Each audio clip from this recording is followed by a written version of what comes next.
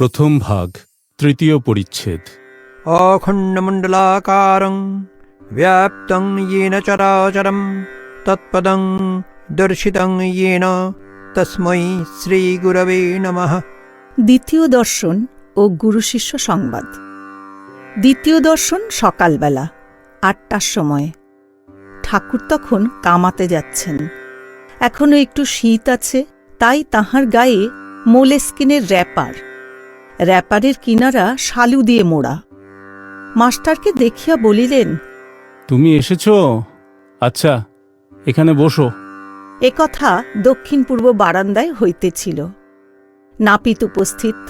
সেই বারান্দায় ঠাকুর কামাইতে বসিলেন ও মাঝে মাঝে মাস্টারের সহিত কথা কহিতে লাগিলেন। গায়ে ঐরূপ র্যাপার, পায়ে চটি জুতা, সহাস্য বদন। কথা কহিবার সময় কেবল একটু তোতলা। শ্রীরামকৃষ্ণ মাস্টারের প্রতি বলিলেন, হ্যাঁ গা, তোমার বাড়ি কোথায়? মাস্টার, আজ্ঞা, কলিকাতায়। শ্রীরামকৃষ্ণ। এখানে কোথায় এসেছ? মাস্টার, এখানে বরাহনগরে বড় দিদির বাড়ি আসিয়াছি, ঈশান কবিরাজের বাটি। শ্রীরামকৃষ্ণ। ও, ঈশেনের বাড়ি। হ্যাঁ গা, কেশব কেমন আছে? বড় অসুখ হয়েছিল। মাস্টার, আমিও শুনেছিলাম বটে, এখন বোধহয় ভালো আছেন। শ্রীরামকৃষ্ণ। আমি আবার কেশবের জন্য মার কাছে ডাব চিনি মেনেছিলুম। শেষ রাতে ঘুম ভেঙে যেত আর মার কাছে কাঁদতুম।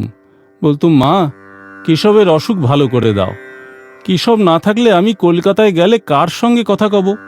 তাই ডাব চিনি মেনেছিলুম। হ্যাঁ গা, কুক সাহেব নাকি একজন এসেছে। সে নাকি লেকচার দিচ্ছে। আমাকে কেশব জাহাজে তুলে নিয়ে গেছিল। কুক সাহেবও ছিল। মাস্টার, আজ্ঞা, এই রকম শুনেছিলুম বটে, কিন্তু আমি তার লেকচার শুনি নাই। আমি তার বিষয়ে বিশেষ জানি না। শ্রীরামকৃষ্ণ। প্রতাপের ভাই এসেছিল, এখানে কয়েকদিন ছিল। কাজকর্ম নাই বলে আমি এখানে থাকব। শুনলাম মা ছেলে সব শ্বশুর বাড়িতে রেখেছে, অনেকগুলো ছেলেপিলে।